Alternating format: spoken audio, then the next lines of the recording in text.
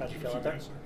Felt okay. Yeah, it's the first one, so there's a little bit of jitters, and no matter how long you've been in this league, it's good to get the first one and get out there and get it in a game situation where you're not, you go right into your live BP by warm up. It's kind of like a little bit unorthodox from what we do during the off season and during spring training. So it's just important to make sure that you get out there as many times as you can to make sure that I'm ready March 28th. So good that it didn't go terribly and threw a couple of strikes. That was good. After the first 3 pitches, I would say I was pretty happy with it.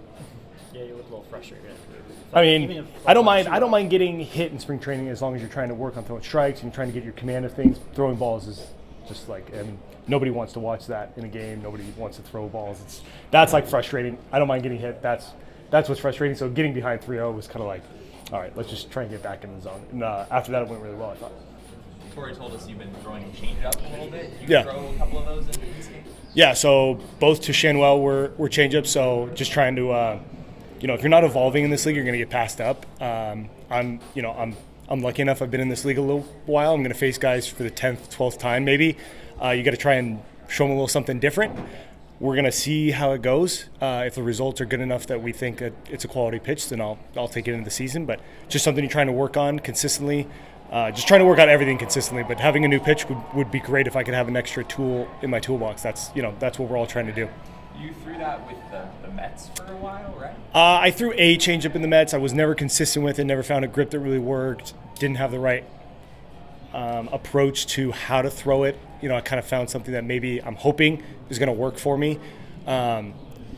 With the Mets, I was trying to find a pitch that worked. Right now I have 2 that already work, and so if I have a third, that's a bonus. So, that's a luxury that I do not have in New York. So, yeah, I guess it would be on the scouting report if you look from 5 years ago, but it's not really on the scouting report right now. So hopefully we'll, I can put it on there and make guys think about a third pitch. Did you talk to Merrill about his? No, I did not. Okay. Is he? He has a great one. Here's the thing: is that I throw so different than everybody else. Talking to people is almost like it's not going to make. I can't throw any pitch that anybody else throws.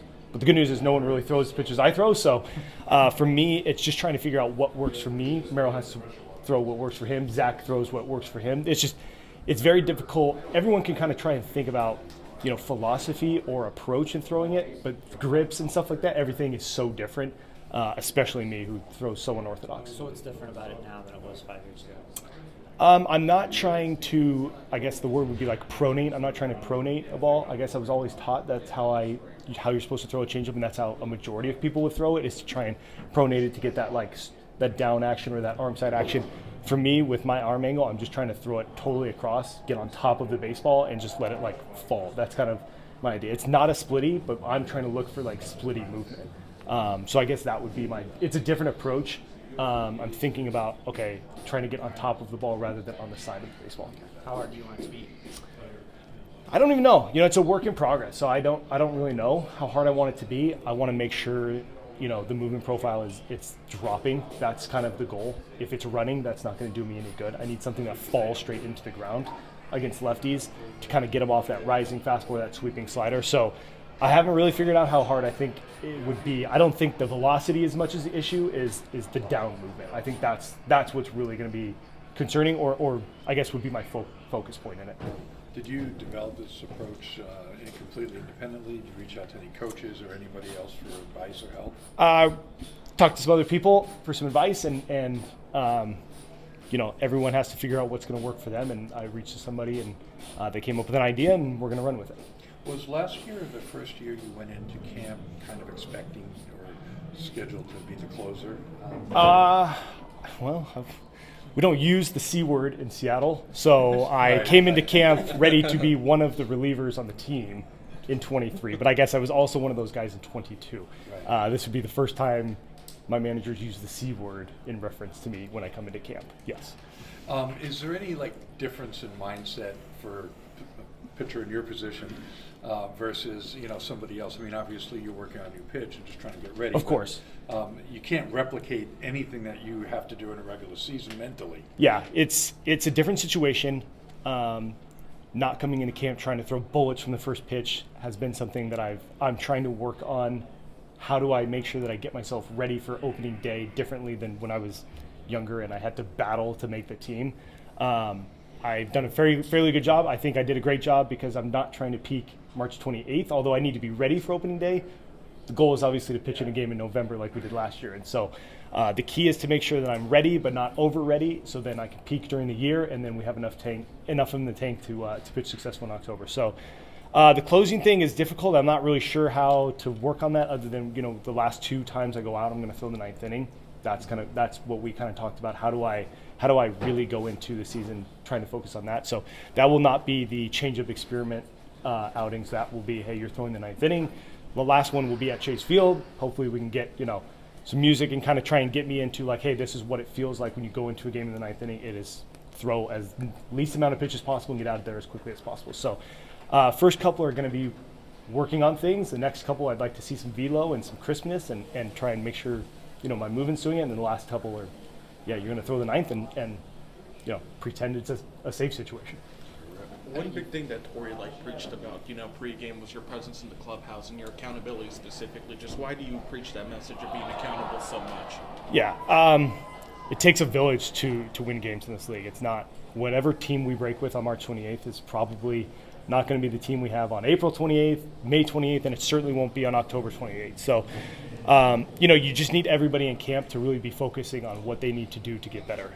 We, as a group, need to make sure that we are getting better every single day, that when we leave camp we are healthy but very focused in trying to make sure that we get off to a good start so that gives us a long runway.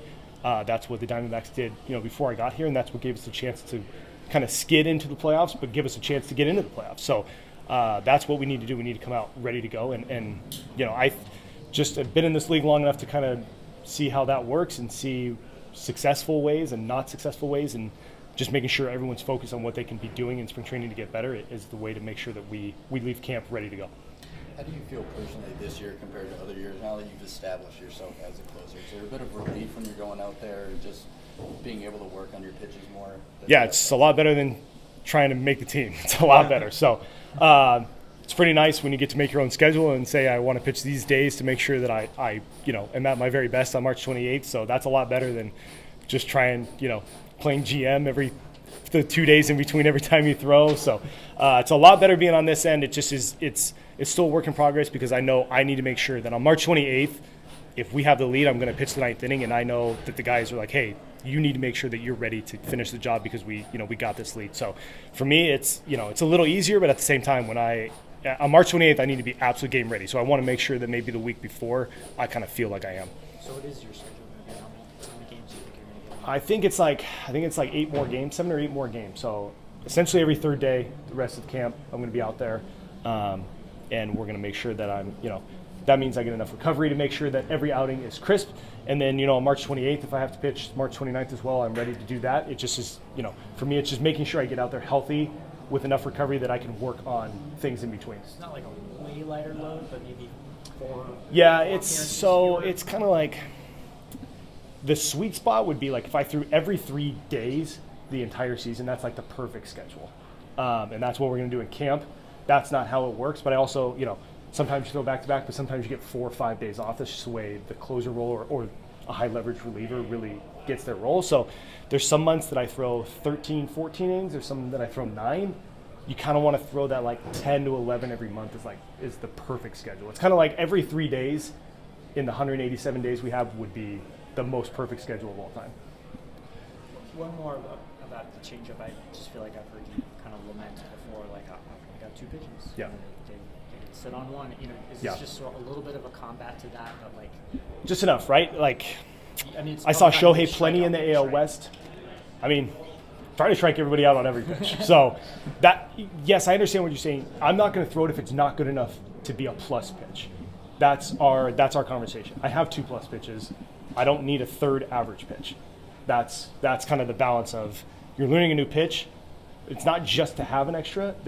Our conversation was like, Paul, you need to get better against lefties. That's not it. It's like, I want to be an all-star. How do I do that? I just eliminate lefties altogether with a third pitch. Is kind of like my approach. So if it's not good enough to punch out Shohei and Freddie, then it's not going to make the opening day roster. So that's kind of the thought process behind it.